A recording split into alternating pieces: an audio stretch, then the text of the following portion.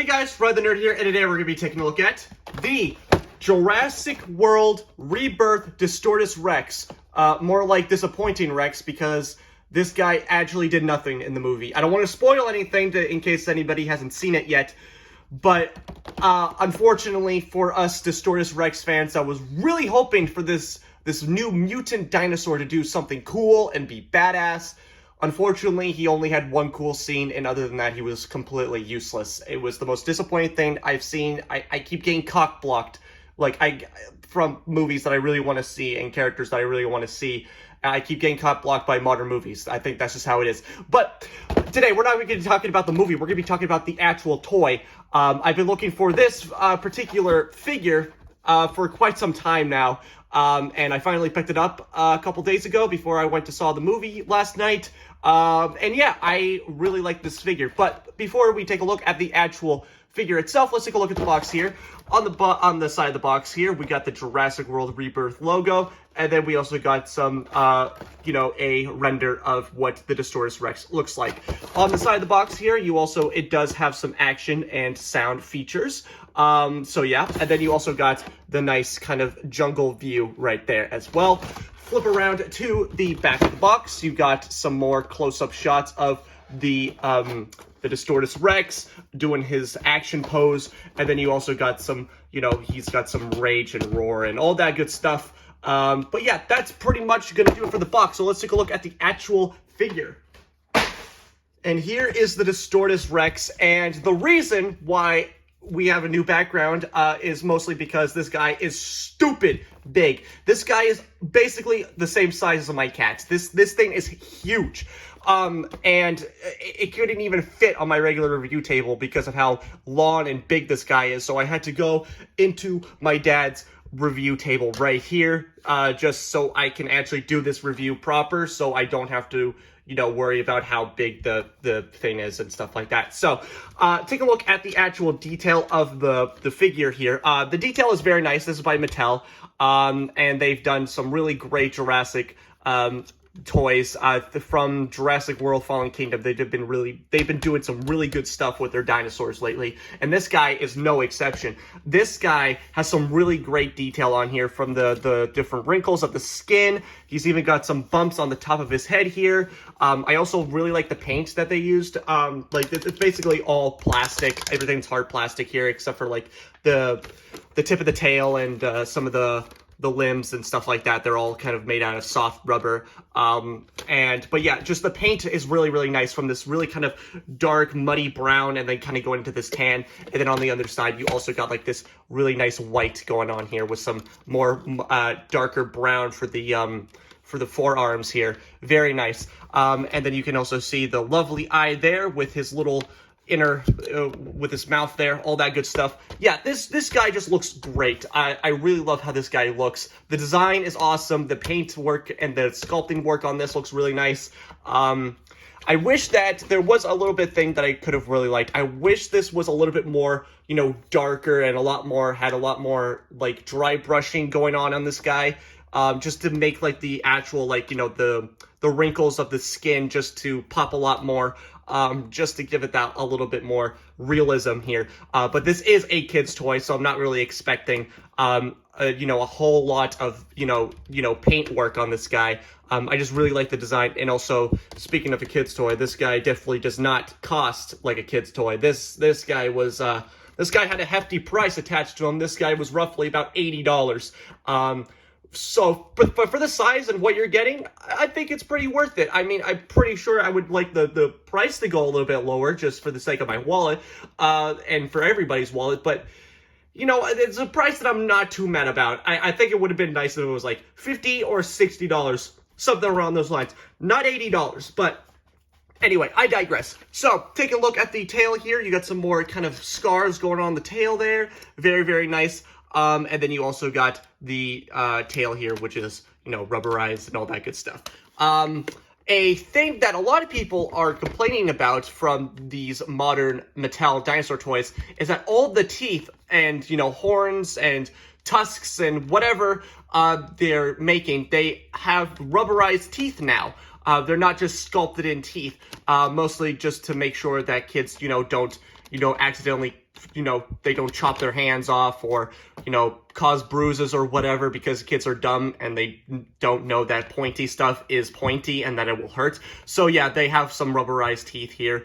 I wasn't really a big fan of the rubberized, teeth and claws and all that stuff, but it's grown on me and I get why they had to do it. But there is a little bit of a concern here that since it is made out of soft rubber, I'm pretty sure over time, especially if kids are going to be playing with these toys, that if they're like, doing what kids do, taking a dinosaur, running it around, attacking each other or whatever, I'm pretty sure the teeth are going to like snap off because they are just made out of soft, rubber, and all that stuff. So I think that just gonna for us man collectors out here, just want to make sure that the teeth are, nice and, not gonna, snap off anytime soon. But for kids out there, yeah, you're probably going to want to be careful with playing with these because, yeah, they're definitely going to snap off over time. It's just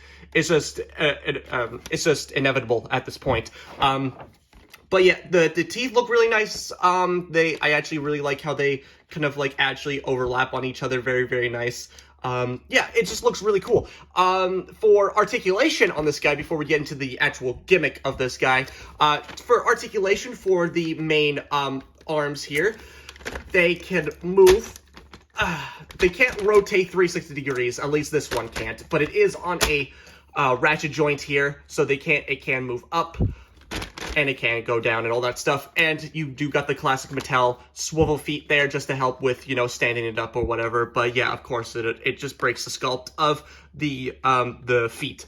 And then for the legs here, also got a ratchet joint here. And then you also got some swivel feet as well.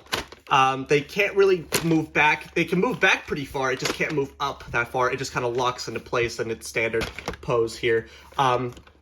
And the tail here doesn't have any articulation. I mean, it does have articulation when you move it, but that's more for, like, the actual gimmick. The tip of the tail is on a swivel as well, for some reason. But yeah, if you want decent poseability, you're probably just going to have to keep it as stationary like this, because if you move it even slightly, it just breaks the sculpt of the entire thing. Coming back to the little arms here, they are on just a little hinge joint or whatever, so they're just basically floppy. They don't have any articulation besides the up and down motion. For this arm, which is the main gimmick of the figure, can move in and out. It does have a bend at the elbow here. It also does have a wrist swivel. And it also does have a very tight ass ratchet joint. So yeah, but yeah, that's just for the main gimmick. And of course you saw the jaw that I was playing with earlier, because it just stays open unless you're doing the action feature, and then you also get the head here. So let's take a look at the actual features of this guy. I'm gonna stand up because, my god, reaching over this tall ass table while sitting in a chair, that makes me fucking 4'1". It's not fun, so I'm standing up for this. Okay, so main action feature, you got this really nice button on here. I'm going to show on this side. So, you got one feature here. Actually, I'm going to turn... I'll do the sound effects later. There is sound effects. So, you got chomping action here. Very nice. So, very nice. And what's really cool is that... Flip it around over here. Move the arm out of the way. So, this arm, whenever you bite down, it actually moves like he's actually trying to grab stuff. And it's not just me, picking it up. It actually does move. So that's actually pretty cool. It got like some second-hand animation going on there, just to give it a little bit more realism instead of it just chomping or whatever. It just gives it a little bit more life, which I find really awesome. And then you also got another awesome feature here, which is the slash gimmick. So what you want to do is that you want to just take the tail here and twist it. And of course, it's going to raise up this entire midsection here. And then you also got the arm there. And then, bam. Got the slash feature there. So, if you had any, humans or any other dinosaurs were just to be in the pathway of the D-Rex here, you can just, in fact, just slash that really nice. I really like this action feature. Just gives a lot more playability. And then you also get the chomping feature on top of that, which looks really nice. So yeah, very awesome. Really love that. You also got also kind of like a bitch slap action here, so that's pretty cool. If you just twist the tail the opposite direction of the main slashing gimmick. So let's take a look at the sound effects of this guy. Luckily, if you've noticed, he doesn't make any sounds right now, which is great, because if you go to his taint right here, you got 3 settings here. You got X, O, and then you also got an I, an L, whatever it is. The O is for, no sound effects. Going to the X, however, if you do the chomping action. So by my count, each sound effect setting has 3 sound effects attached to it, and of course you also got some roaring, and then you also got like the shaking kind of distorted look. So he's basically pulling out the freaky mode on us here. But yeah, taking a look at another sound effect here. So that one's kind of like a stomp and then just kind of a growl and a freak emote here. Another sound effect. And then this one is just where he's going full on freak on us. So yeah, very awesome. So you could definitely imagine something just happening here, just shaking it all around and all that stuff. So flip around to the side here. Let's go into the other setting.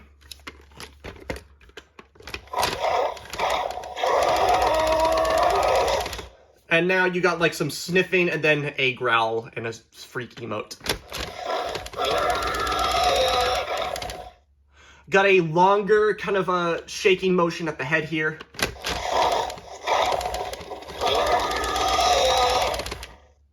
I believe that's the same one. I think there's another one here, but let me check. Oh yeah, then we got a longer one here. So I think that the first setting has 3, and then this one has 2. Maybe three. I'm not quite sure. It's hard to keep count because it all kind of sounds the same. But yeah, other than that, this is a great. I'm gonna flip them off just in case if I move them. What's really great about this though is that the sound effects, because I'm gonna be completely honest. I'm not a fan of sound effects on toys. Mostly because I collect figures that don't have sound effects. But from, a toy perspective, like a kid toy perspective, I think it's awesome. I think having sound effects is really cool. It's also, personally for me, when I was younger and I had toys that had sound effects, I didn't really like sound effects. Because I would like to make my own cringe sound effects and roars, all that stuff. And also, if I'm moving it and then it just kind of gets really annoying. But I'm glad that on this particular figure here, that you actually have a setting to turn it off. And even if you do have it off, it doesn't make sounds unless you move him or unless you press the button here. Like, that's awesome. Like, I like having a choice between switching it off, and even if I do have the sound effects off, I just need to push a button and I can still, move the thing. Unfortunately, though, there is no slash sound effect, though. There's no sound effect when you slash him, or where you use the slash attack feature. There's no, roaring or slash sound effect, whatever. But yeah, it's a great figure. I really like this. I love how big this guy is. It's amazing. I love this guy. Also, for you guys who have the app, you could scan him into the game. I don't have the game, and I really couldn't give less of a shit. So there you go. Scan it for your own pleasure. But that's going to do it for me, guys. I really hope you enjoy this figure. Well, I hope you guys enjoy this figure, because if you're spending $80, I hope you enjoy it. But other than that, I hope you enjoyed my video. I hope you enjoyed the video. Like, comment, subscribe. I don't care what you do, but you guys know what time it is. So, bye, guys.